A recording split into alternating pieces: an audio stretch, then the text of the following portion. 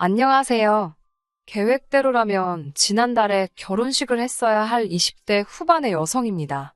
친구들한테는 창피해서 말도 못한 제가 파혼한 이야기를 해볼까 합니다.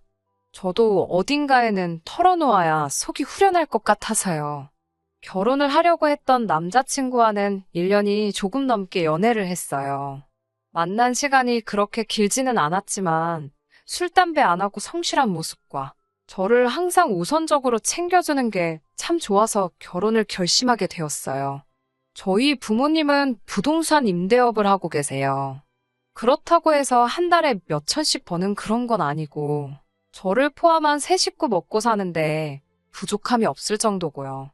진작에 건물 믿고 놀 생각 말라는 아버지의 말씀이 있었기 때문에 대학을 졸업한 후에는 바로 취직을 하게 되었습니다. 여러 군데 지원했는데 중소기업 한 군데에서만 연락이 왔고 더 도전해볼까 고민하다가 다니면서 이직 준비를 해야겠다 결심하고 출근을 하기로 정했습니다. 입사 후 얼마 지나지 않았을 때예요. 제가 들고 다니던 가방들을 유심히 보던 한 여자 선배가 그것들 다 가짜냐고 좋아 보인다고 어디서 샀냐고 묻더군요. 어이가 없어서 부모님이 사주신 진짜라고 하니 부모님이 돈이 많냐고 또 시비를 걸어왔어요. 자꾸 신경을 긁어대니 저도 그냥 건물 몇 개 가지고 계신 건물주라고 했는데 그게 화가 되어 돌아올 줄은 몰랐네요. 이후로 동료 중 몇몇이 저더러 서민 체험하려고 일하냐며 비아냥거리더니 툭하면 저더러 밥 사라 술 사라 그러더군요. 한마디로 절 호구로 생각했던 거예요.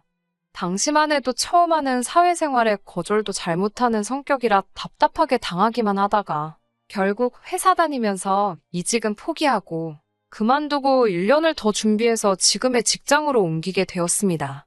이런 나름의 사정 때문에 개인적으로 틈만 나면 뭐 하나 뜯어먹으려 달라붙는 거지근성을 가지고 있는 사람도 엄청 싫어했고 남자친구가 부모님은 뭐 하시는 분들이냐 물었을 때도 저희 부모님이 여유가 있다는 사실 때문에 사람들이 저를 달리 보는 게 싫어서 그냥 조그맣게 장사를 하시고 계신다고 대충 둘러댔어요. 남자친구의 경우 연금으로 생활하시는 부모님과 2살 많은 누나가 있었어요. 연금이라고 해도 넉넉지가 않아서 대기업에 다니는 남자친구가 한 달에 얼마씩 보태고 있었습니다. 누나의 경우 첫 번째 결혼에 실패하고 지금은 혼자 아이를 키우고 있었고요. 결혼 이야기가 본격적으로 나오면서 남자친구와 저는 서로 재정 상태를 오픈하게 되었습니다. 남자친구는 4천만 원을 모아둔 상태였고 저는 3천만 원과 외제차 한 대가 있었어요. 이때도 저는 부모님의 건물에 대해서는 이야기하지 않았습니다. 제 남자친구가 그럴 사람이 아니라는 건 알지만 그래도 혹시나 김칫국이라도 마시면 서로 불편한 상황이 될 수도 있으니까요. 얼마 후 상견례 자리를 갖게 되었습니다. 저는 부모님께 절대로 건물에 대해서는 남자친구에게는 말하지 말아달라고 부탁을 드렸습니다. 저희 부모님은 제가 첫 직장에서 얼마나 마음고생을 했는지 옆에서 다 지켜보셨기에 제 마음을 이해해 주셨습니다. 남자친구 부모님이 초밥을 좋아하신다길래 유명한 일식집으로 약속을 잡았어요. 식사를 시작하면서 본격적으로 저희 결혼식과 집 문제, 그리고 혼수 예단 등은 어떻게 할 건지 이야기를 나누게 되었습니다. 시댁에서는 5천만 원까지 지원해 주실 수 있다고 하더라고요. 친정 부모님도 그러면 똑같이 5천을 해주겠다고 하시면서 이참에 혼수도 반반하는 게 어떻겠냐고 물으셨어요. 그러자 남자친구 어머니께서 듣자하니 당신 아들이 모은 돈이 1천만 원이 더 많더라며. 그러니까 혼수는 저희 쪽에서 하는 게 맞겠다고 하시더군요. 순간 좀 치사한 생각이 들었습니다. 그렇게 치면 저는 차가 있으니까요. 그렇다고 따지고 들 수는 없는 노릇이었는데 친정부모님께서 그럼 혼수는 저희가 하는 대신 예단은 생략하겠다 하시더군요. 남자친구 부모님은 뭔가 마음에 안 드시는 눈치긴 했지만 더는 말씀을 못 하시고 알겠다 하셨습니다. 결혼식 비용의 경우 저희 부모님은 양가가 반반 부담하고 축의금은 저희가 다 갚기를 바라셨지만 시부모님은 축의금 들어온 걸로 해결하라고 하셨어요. 모든 것이 원만하게 흘러가고 있다고 생각했습니다. 하지만 생각지도 못한 곳에서 문제가 터질 줄은 몰랐네요. 양가 부모님이 1억이나 보태주시고 저희가 모은 돈도 적은 돈이 아닌데 그래도 서울에서 매매는커녕 전세 하나 구하기도 쉽지 않더라고요. 제가 너무 골머리를 앓고 있으니까 부모님께서 어차피 결혼하면 다 알게 될 텐데 뭘 그리 숨기냐며 그냥 남자친구에게 이야기하고 당신들 도움을 받으라 하셨습니다. 사실 저희 친정부모님은 제가 건물주 딸이라는 걸 숨기는 게 더 웃기다고 생각하셨거든요. 무슨 재벌집 딸도 아닌데 숨기고 감추느냐고요. 진짜 돈 있는 사람들이 보면 비웃을 거라면서요. 하루는 남자친구와 데이트를 하려고 만난 날이었어요. 남자친구는 자기가 알아온 맛집이라며 저를 어떤 식당으로 데리고 갔는데 거긴 바로 저희 부모님이 소유하신 건물의 1층이었습니다. 남자친구는 이런 건물 하나만 있어도 평생 놀고 먹을 거라며 감탄을 금치 못하고 있었어요. 그 순간 왠지 지금이 사실을 말할 마지막 기회라고 느껴지더군요. 여태까지 남자친구를 속이고 있던 거나 마찬가지였으니 거짓말을 하고 있다고 마음 한구석 어딘가에서 죄책감까진 아니더라도 불편한 마음이 있었거든요. 전 별일 아니라는 듯이 사실 이 건물이 우리 부모님 건물이야라고 말했습니다.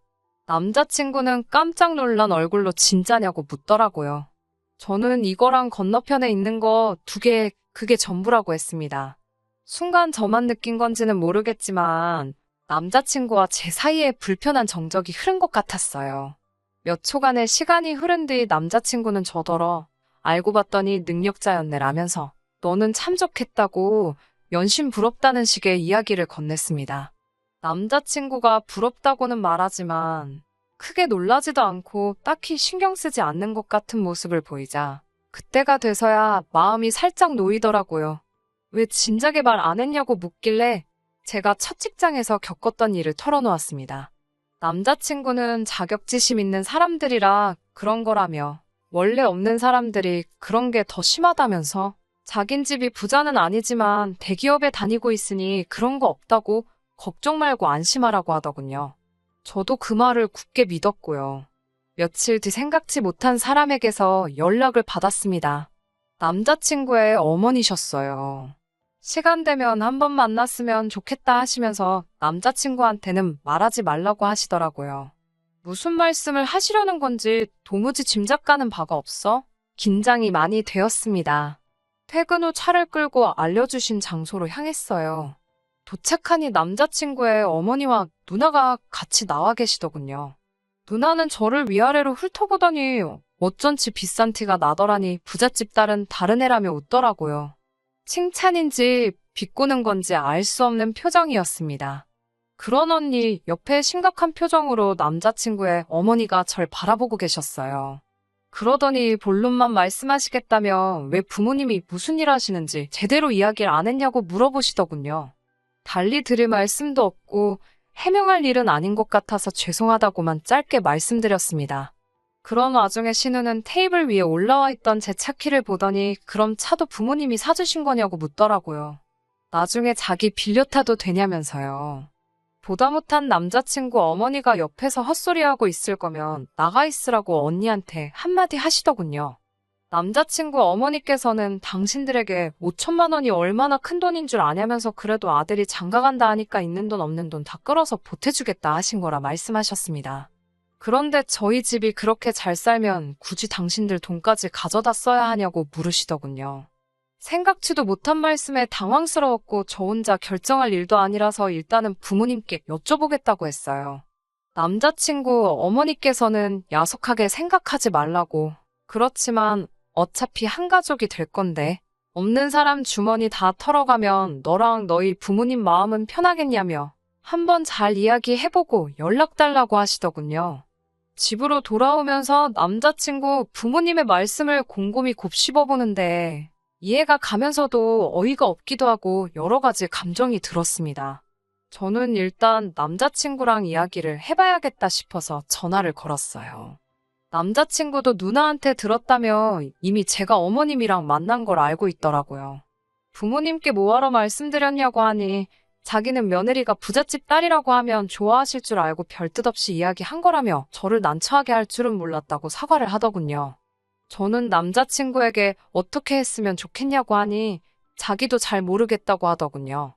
5천만 원이 자기 집에서 정말 큰 돈은 맞고 벌써 신우가 그럼 자기 재혼할 때는 얼마 해줄 거냐고 따지고 들기 시작했다면서요.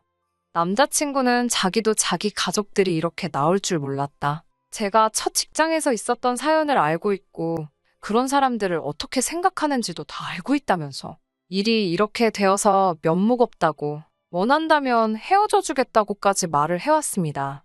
남자친구의 반응에 저도 고민이 많아졌어요. 아무리 남자친구의 가족들이 제가 제일 싫어하는 부류의 사람들이었지만 헤어져 주겠다고까지 말하는 남자친구를 보니 부모님이 하신 말씀대로 제가 무슨 재벌집 딸도 아닌데다가 사실 제 돈도 아닌 걸 가지고 유세 부리고 있는 게 아닌가 하는 생각마저 들었습니다. 그렇게 저 혼자 고민해봐야 결국 답도 안 나온다는 걸 깨닫고 이튿날 저는 부모님께 남자친구의 가족들과 있었던 일을 털어놓았습니다. 부모님은 걱정하지 말라며 오히려 잘 됐다고 하셨어요. 하나뿐인 딸 굳이 힘들게 결혼 생활 시작하는 거 보고 있기 딱 했다면서 이렇게 된 거 집은 당신들이 해주신다고 하셨습니다. 저는 서울 외곽의 작은 평수 아파트면 좋을 것 같다고 부탁드렸네요. 밤새 마음 졸였을 남자친구에게 빨리 이 기쁜 소식을 알려야겠다 싶어서 전화를 걸었습니다. 남자친구는 예상대로 정말 잘 됐다며 저에게 몇 번이고 고맙다고 하더라고요. 조만간 저희 부모님께 인사드리러 오겠다면서 자기는 정말 행운아인 것 같다고요. 행복해하는 남자친구의 모습을 보니 괜히 부모님이 뭐 하시는지 숨겨서 일을 더 복잡하게 만들었나 싶은 반성까지 할 뻔했습니다. 그런데 그날 오후 남자친구 어머니께서 또 전화를 걸어오셨어요. 이미 원하시는 대로 결론이 났으니 저도 이번엔 가벼운 마음으로 전화를 받았고요. 그런데 어머니께서는 한 번 더 만났으면 좋겠다 하셨습니다. 지난번과 같은 장소로 향했어요. 시어머니는 곰곰이 생각해보셨다며 또 다른 제안을 던지셨습니다. 생각해보니 5천만 원이 중요한 게 아니더래요. 당신들하고 신우 먹고 사는 게 해결만 되면 그깟 5천만 원이 돈이겠냐고 하시더군요. 저는 그게 무슨 소린지 처음에 제대로 알아듣지도 못했습니다. 시어머니는 저에게 왜 이렇게 말귀가 어둡냐며 답답해 하시더니 저희 부모님이 소유하신 건물에서 장사를 하게 해달라고 하시더군요. 저희 결혼에 보태주시려던 5천만 원을 보증금으로 낼 테니까 카페 같은 거 하나 하게 해달라 하시더군요. 황당한 제안에 뭐라 할 말이 없었습니다. 그건 안 될 것 같다고 하니까 저더러 네 건물도 아니고 네 부모 건물인데 왜 네가 안 된다고 하냐며 발끈하시더라고요. 제가 이건 부모님께 여쭤볼 가치도 없는 질문이라고 남자친구도 지금 이런 얘기 저한테 하시는 거 알고 있냐고 물었습니다. 그리고는 남자친구에게 전화를 걸어 지금 빨리 오라고 했어요. 약속 장소가 남자친구 회사에서 멀지 않은 곳이었거든요. 저와 어머님이 같이 있다고 해서인지 불이 나게 왔더군요.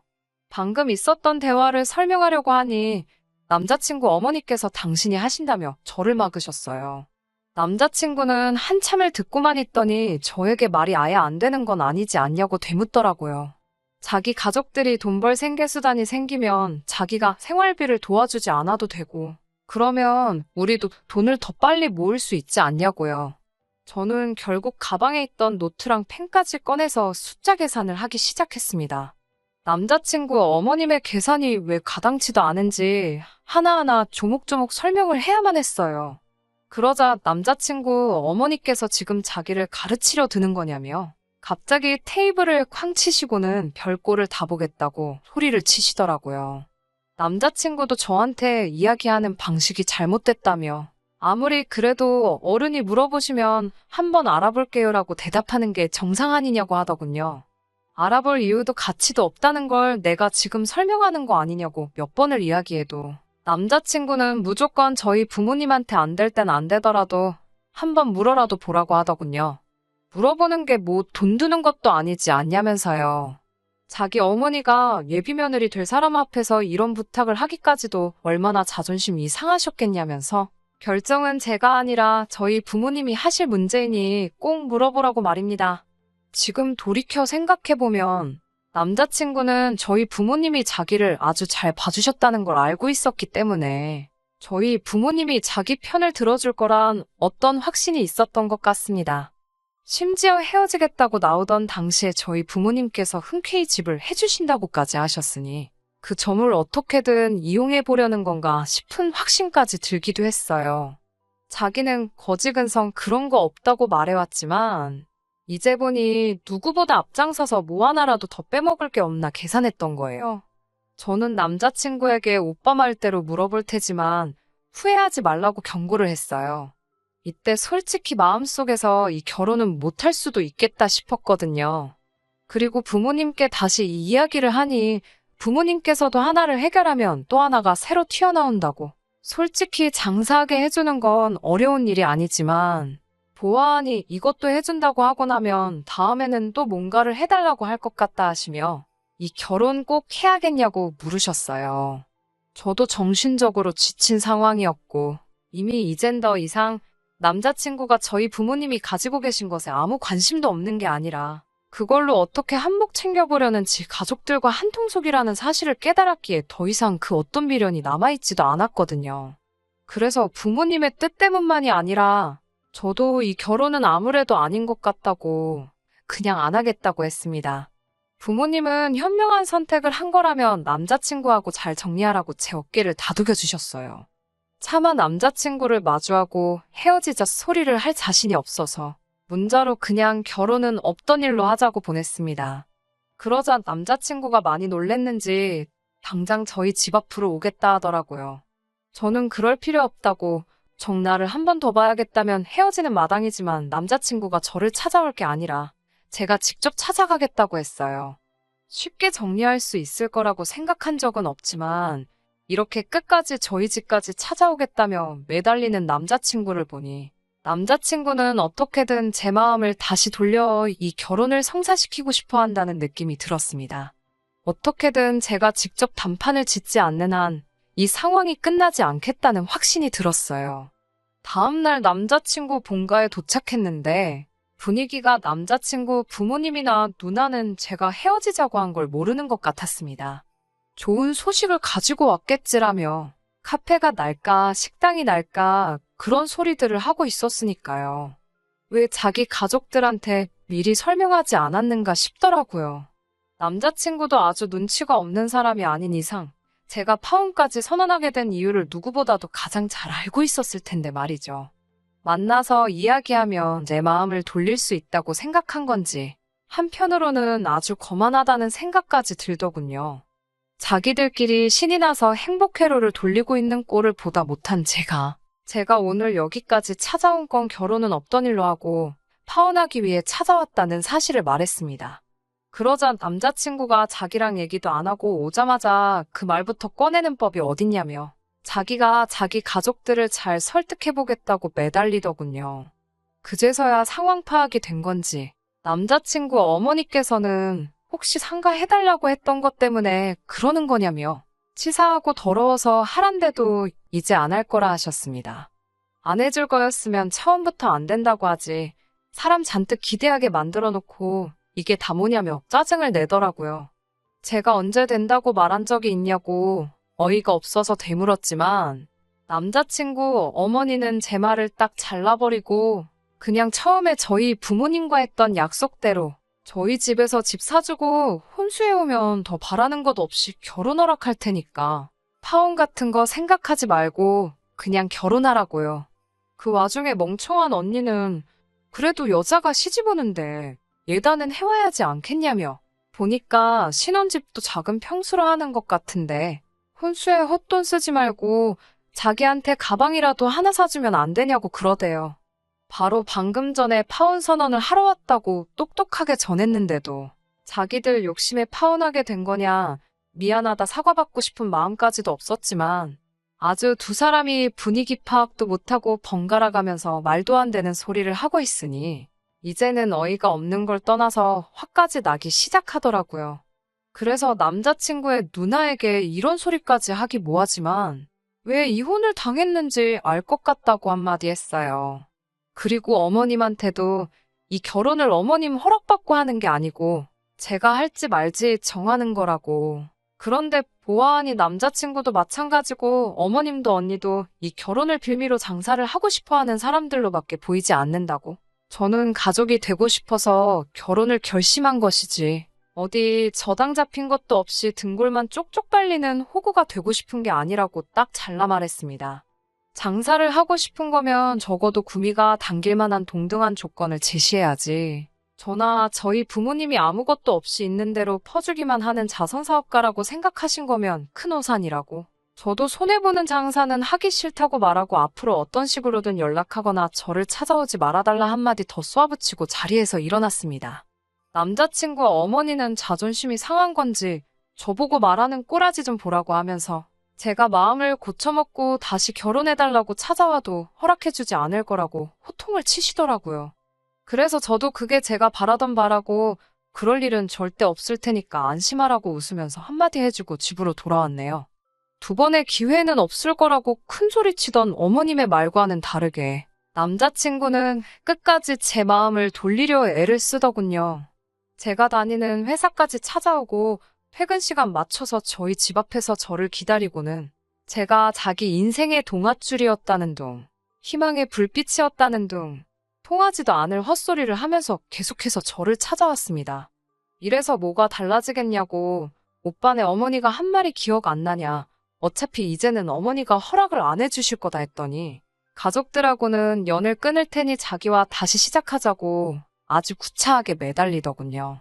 내가 대체 뭐길래 가족들하고 연까지 끊냐고, 그럴 필요 없다고, 오빠야말로 집안의 기둥 아니겠냐고, 온 가족이 오빠만 바라보면서 사는데 남이 집 기둥 뽑아가면서까지 결혼할 생각 없다고 빈정대면서 몇 번을 찾아와도 마음 돌릴 생각 없으니 그만 가보라고 남자친구를 보냈습니다.